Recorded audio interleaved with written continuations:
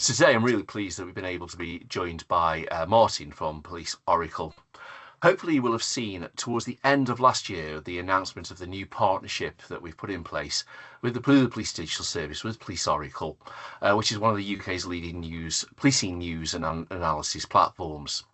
So the aim of this collaboration was to provide every one of our member forces with 500 fully paid for prepaid subscriptions to Police Oracle. So that's for the 43 forces of England and Wales and our other PDS member organisations, the Police Service of Northern Ireland, NPCC, the National Crime Agency, BTP, and the College, etc. So through this initiative, we've been working to ensure that members of the law enforcement community can gain access to a comprehensive suite of information, development resources, training opportunities, and those key industry insights. And now this forms part of PDS's wider mission to empower UK policing with the solutions and knowledge sharing. So, as I said before, we're joined by Martin who's the Managing Director of Police Oracle, to explain a little bit more. And a little bit later on, we'll be joined by colleagues from our organisation to explain how you can get access to this.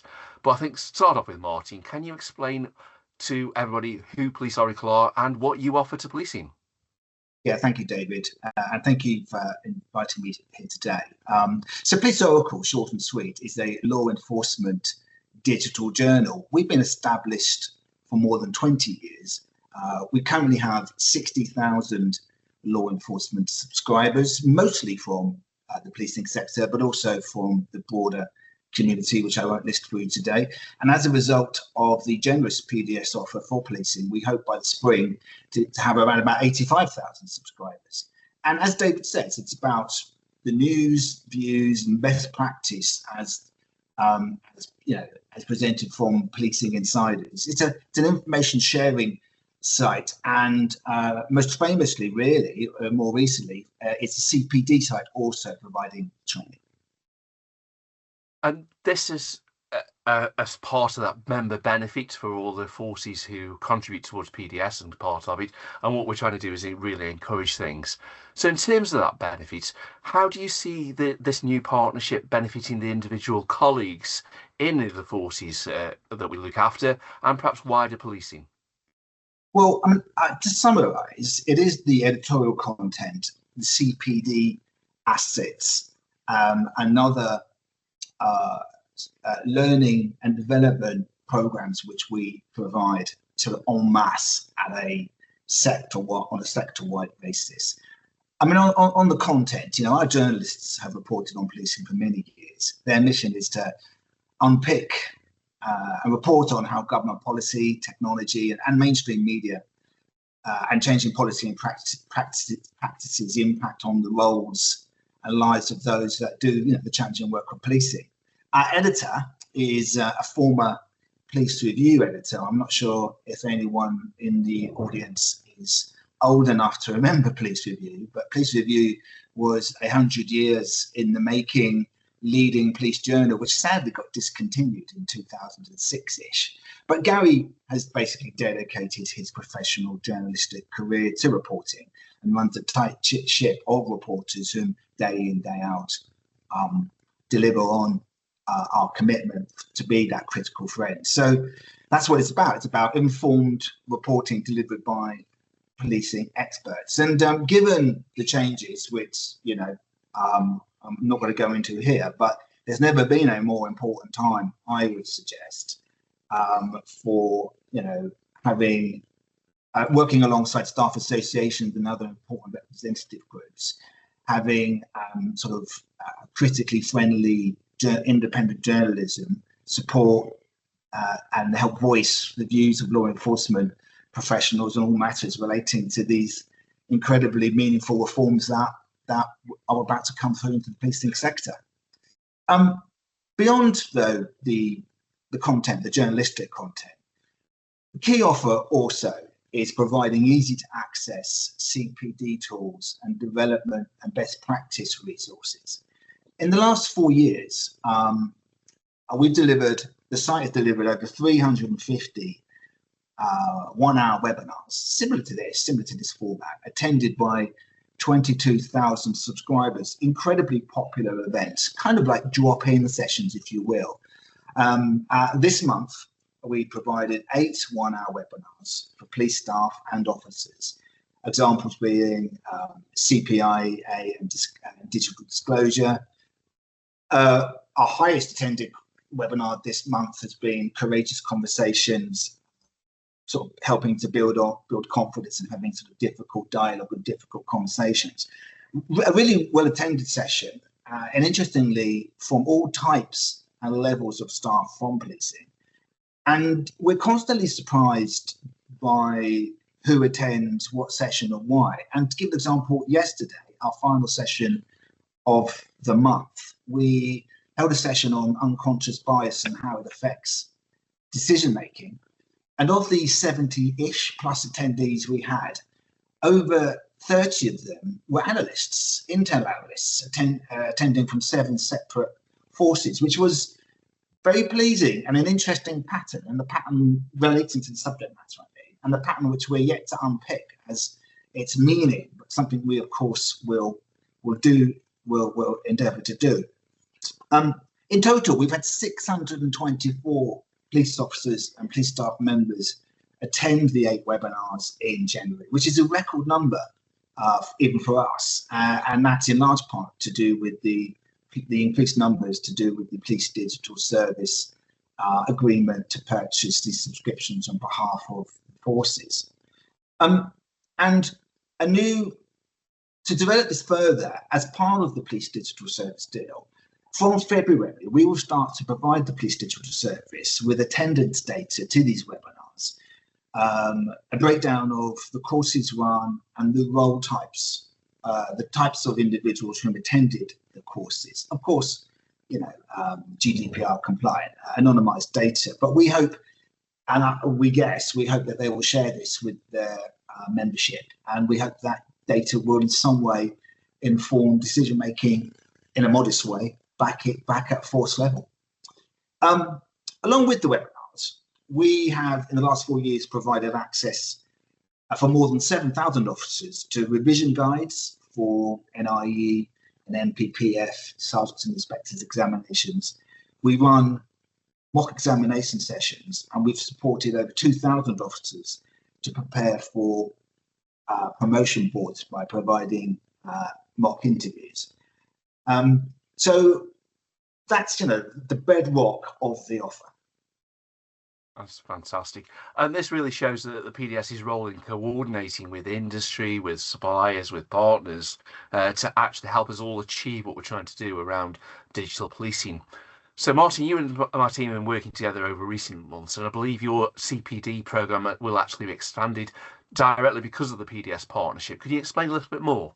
Well, that's right. The confidence PDS have shown in us, and to be frank, the commercial confidence in terms of understanding we will be receiving, 10,000 plus further subscriptions has allowed us to invest further in the offer. So in Q1, we're expanding our officer promotion support program. We're providing 1,300 spaces, credits, if you will, for officers to further support with the NIE and the NPPF examinations across the spring and autumn. And we're expanding the quarterly mock examination sessions, and we're also quadrupling the number of promotion board mock interview sessions. But we're very conscious that that's very much an officer-based, promotion-based offer. So we're going beyond that. And in readiness for this, in 2025, the autumn of 2025, I should say, we piloted a range of programs designed to support police leaders and professionals delivering specialist functions. Not only, but as an example, focusing on ICT digital, commissioning, communications, what have you. This hugely successful pilot provided inputs for these subscribers to develop their management skills and sector insights. For example, sort of practical advice to support writing better business plans, developing better tactics and strategies to have those difficult stakeholder conversations and manage up and what have you, and sort of stakeholder tensions, etc. One of the most successful programs or sort of courses within this pilot, by way of example, was a session of 4 1-hour programs, sorry, which set out in detail methodologies for writing business cases to apply for Home Office funding.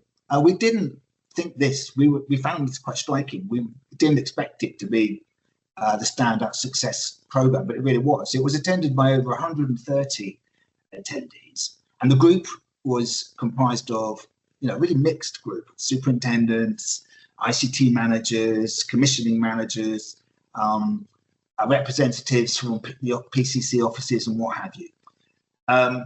So we build on that. Our recent subscriber feedback and extensive research that we've conducted confirms there's strong appetite to develop areas in, for example, navigating force, regional and national governance, in particular boards and NPCC portfolios, Home Office, etc. I mean, that's all changing, of course, and that will potentially create a greater demand to help navigate those areas. Again, writing clear decision papers, options, recommendations, and setting out impacts for senior leaders. That's always a standout request, and one we'll build on further. And interestingly, a lot of feedback, a lot of requests for understanding policing budgets, business cases, business case expectations, etc. So these are the sort of development areas which we will expand upon. So Q1 is currently a focus on what has been our kind of legacy strengths, a focus on the provision of the skills webinars I described, and sort of officer professional support around NIE and NBPF and promotion support. But Q2 will see our CPD program expand, focusing on leadership skills and police staff specialism. Sorry, David, I think I've rattled on there. Back to you. No problem. Thanks, Martin. That's fantastic. And it just shows the alignment to the underpinning strategies we have at the moment about really focusing on investing in our officers and staff, giving them the skills, capabilities. And I think one of the most important things is confidence to take things forward.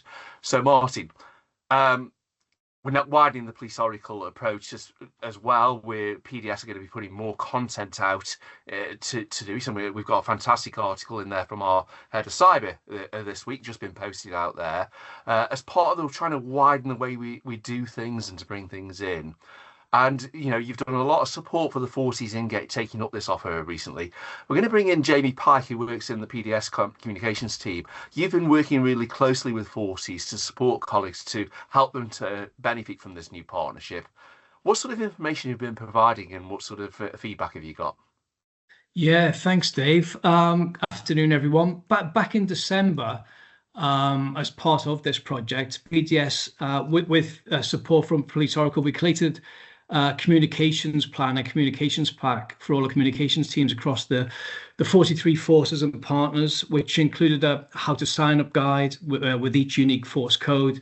And that was alongside a message explaining the partnership and where to seek support if people had any issues. All the police force communications leads distributed the information throughout December via their intranet of their force. And since then, we've also collaborated with Police Oracle to reinforce the communications offer via each force's internal communications teams. Our colleagues in business, PDS and business engagement, have also supported their lead contacts in each force to promote the offer and explain the benefits to individuals and how PDS and Police Oracle can support. My advice to people on the call who have not yet signed up is to reach out to your colleagues in the communications team to ask there are still tokens remaining, as most forces have told me that they're operating on a first come, first served basis. So if you require any support logging into the Oracle website, the instructions are with your comms teams. But if there are any issues, then please do reach out to either PDS or to the Police Oracle admin team, who have been absolutely brilliant at getting back to people and sorting out any login or admin issues. I'll pop the info into the chat now in terms of how you can contact Police Oracle. I just want to say a big thanks to all of the police force communications teams who've helped spread the good news of this partnership, and we look forward to continue to support you throughout the rest of the partnership. Thanks, Jamie. And there's a lot of work we're doing at the moment to really help support policing across this. It's just part of the partnership approach that we've been developing over recent months. So, Martin, coming back to you. So, how are we doing in terms of the subscription levels and redemption levels right now? Thank you, David. And just to support what Jamie is saying there, please do communicate with us directly if you don't have access to your codes. Of course, do go to your comms team, and perhaps we'll put in the chat the email address PDS Papa Delta Sierra PDS@policeoracle.com, and we will respond to you in a matter of hours. But to answer your question directly, David, as of today, the formal launch was in January, and as of today, we're at little over 5,500 PDS funded subscriptions have been redeemed, and we forecast that by sort of early to mid-February we'll be around about 7,000, about 30% of the target. The goal is, to of course get to 24,000 subscribers, because this is not Police Oracle operating in a out of generosity. This is a police digital service funded initiative, and of course we believe it is beholden on Police Oracle to make sure that the police digital service investment is redeemed. And so we're going great guns to make sure that certainly by late spring, all 24,000 subscriptions have been used. The pattern has been, because of our offer being kind of pivoted towards officers and promotion boards and whatnot, we've seen about 25 forces redeem up to 300 subscriptions very early from police constables, sergeants and inspectors. But we do have, and referring to the map there, I believe David's brought that map up, we do have a limited amount of forces, just over double digits, where we're not getting the sort of engagement levels we had hoped for. And of course, we're not cited on the reasons for that, but we do have a team of people that are working, daily to make sure that we get those comms out. That's fantastic. And again, it is not just for the operational police officers. PDS, we really wanted to focus on those people in the roles that are enabling policing to transform and to move forward. So the blue on the map are the forces who've really gripped it already. The grey are the ones, the forces who we need to support a little bit more. So if you're in one of those forces, have a quick look on your force intranet. If you can't find it, reach out to comms or reach out to Martin and all your PDS colleagues who can help to do this. And this is just the starting point, isn't it, Martin, for what's coming next? Yeah. No, that's right. And I do want to just to reinforce what David said there. We have started Q1 with an emphasis on serving officers and also slightly more at the junior end. But this isn't just about sworn officers. Of course it's not. We've never been simply within that space. And we will demonstrate that through the further development of the assets that are set out to you to, again, as David said, really support the individuals who are already at the kind of in the white heat of this sort of transformation agenda, which is going to go at breakneck speed now, seemingly across the next sort of 2 to 4 years. We're obviously delighted to be partnered with PDS to support its mission to empower UK policing with further digital solutions. Of course, we think they're very wise people because they picked us to be their partner. Their commitment to raising standards across policing aligns with ours. And we'll continue to, based on what I said earlier on, take the feedback. We will continually survey the community as they come on, as they subscribe, listening to what they feel would best support them and refine our offer. So it'll be a dynamic, continuously changing offer. And thank you, David. No problem. And thanks, Marty. And this is just one of the partnerships we've got. We've got obviously partnerships with people like the Emergency Services Show, the Emergency Services Times, who are offering us different sort of offer, and we're trying to bring these mixes of different things. And of course, a number of colleagues, Mike's helping to drive today's webinar. We're at a workshop with Mike the other day around our relationship with the British Computer Society. So this is all coming together as PDS's role to help coordinate how we move things forward and move things in. We haven't had many questions or comments, but if you want to reach out individually to Martin or to your business engagement officer through the PDS website, you of course can do. We always want you to get your feedback on the webinars as well, and Mike's popped the link into that, because if you've got something you think we should be featuring and sharing across other forces, please do get in touch with us so we can make sure they're featured as soon as we can do. Begin to start wrapping it up, just in case any more questions do come in. I'll be ready to pick them up, but do keep an eye on the numerous ways that you can get involved with PDS and the delivery of what we're trying to achieve. There's some huge ambitions at the moment and a huge amount of coordination we're going to be involved in. Remember, the recordings of our Wednesday webinars are always available on our YouTube channel. You can head over to the YouTube channel anytime, and please do share them with colleagues. You know, it's very easy to take the link, share them on with your colleagues in chat. We've made them as available as possible, the content's available as possible, so that you can share them on. We had some huge positive feedback for the last couple of webinars where we were giving some real practical skills on using the tools that are already in your force.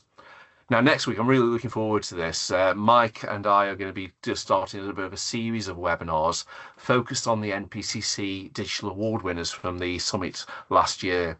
We're going to be bringing you the case studies, the stories to those other elements, so we can move that, give you more knowledge and more insight.